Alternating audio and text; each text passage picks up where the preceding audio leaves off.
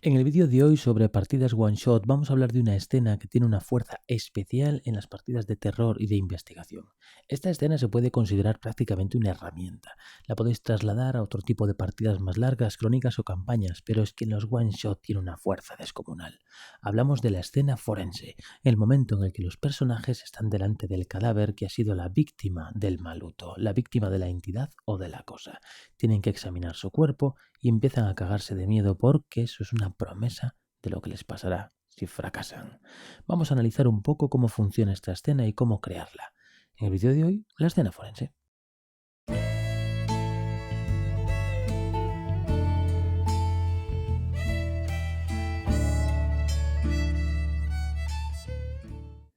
Desde luego no tiene por qué desarrollarse esta escena en una sala forense. Esto es una forma de etiquetar la escena para poder localizarla y escribirla con facilidad y otra vez es una etiqueta teórica narrativa. La escena forense puede ocurrir en una alejada cabaña en el bosque, puede ocurrir en una mansión, en un hotel, estar entre las ruinas de una nave industrial, puede pasar en cualquier lado. La cuestión es que hay un cadáver o los restos de un cadáver y nuestros personajes son testigos que lo están analizando. Puede que ellos no sean los especialistas, puede que tengamos a un personaje secundario que sea la forense o el forense que está analizando y dando datos del cadáver.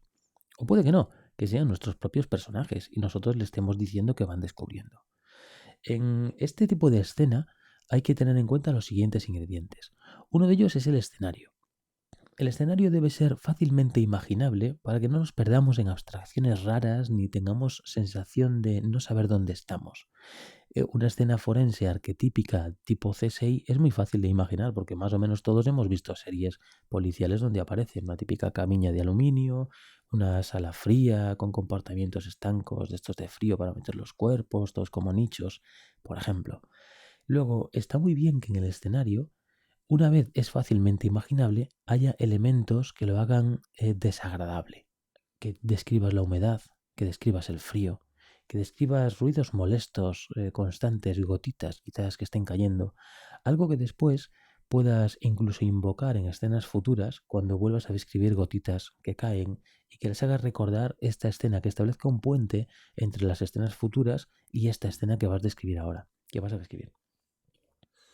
Cuando hablamos del cuerpo, tenemos que elegir hasta qué punto queremos ser macabros y recrearnos en lo macabro de lo que están viendo. Hay que entender que el cadáver es una promesa de lo que les hará el antagonista si fracasan. Y por tanto, una gran parte del futuro miedo de la partida dependerá de cómo describamos, de cómo de asquerosos seamos ahora a la hora de describir este cuerpo. Diciendo cosas como eh, al enterrarla viva, arañó las paredes del ataúd de plomo, desgarrándose las uñas hasta llegar hasta el hueso y siguió arañando, destrozándose el hueso, haciendo estas marcas internas y gritó hasta que se le desgarraron las cuerdas vocales. Y centrarnos mucho en describir la expresión de pánico y horror de la víctima. No solamente el sufrimiento físico que sintió, sino también el sufrimiento mental que pudo suponer. Una enorme tristeza, una mirada apagada, una expresión que de forma gratuita nos diga algo más, como da la sensación de que esta madre lo último que pensó fue en sus hijos, cosas por el estilo. Esta es la sensación de nos vamos a recrear en lo macabro. Ojo, si tu grupo lo soporta, si tu grupo de juego está dispuesto a esto, si no, no te pases.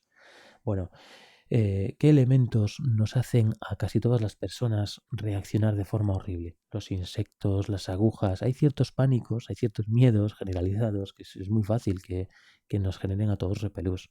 El desollamiento, el enterramiento, la asfixia, el ahogo, la claustrofobia, todo esto puede haberlo sufrido, si no directamente, de forma indirecta, nuestro cadáver para poder trasladarlo.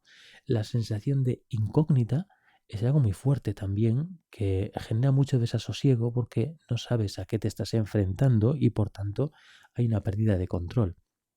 Es cuando el especialista o tu jugador, pero vamos a suponer que es un especialista, el anatomista dice, jamás en todos mis años de trabajo me he encontrado con heridas así. ¿Qué demonios ha podido provocar esto? Parece que las heridas están cauterizadas. Aquí están como abiertas.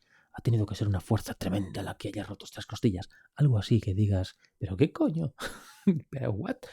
Esa sensación de no saber a qué te enfrentas está brutal porque las escenas de anatomía suelen empezar, las escenas forenses suelen ser al comienzo de la partida. Entonces todavía no saben los jugadores a qué diantres se enfrentan, solo ven las consecuencias. Otro ingrediente que está muy guay para estas escenas es que haya testigos. Testigos son gente, PNJs que están en la escena y que bien son los primeros que han visto el cadáver y entonces dan un pequeño detalle a los personajes protagonistas de dónde estaba, cómo lo encontraron, etcétera. O también pueden ser testigos animales. Es el perro del cadáver, es decir, el perro de la persona que ha sido asesinada, que tiene una actitud sobrecogida y antinatural para el comportamiento habitual de un perro. Está como en un estado de shock, catatónico y pánico. Vale, este tipo de compañeros testigos animales también dan un desasosiego que te cagas en las partidas y mola mucho utilizarlos en las escenas forenses. Por último, los personajes, los jugadores, cuando interpretamos personajes de investigación y tal, solemos ser todos súper duros y nos encanta resistir las escenas más atroces y somos fríos como el hielo. ¿Cómo romper un poco esta especie de predisposición a ser los duros de la peli? Metiendo a personajes secundarios que ya sean los duros de la peli.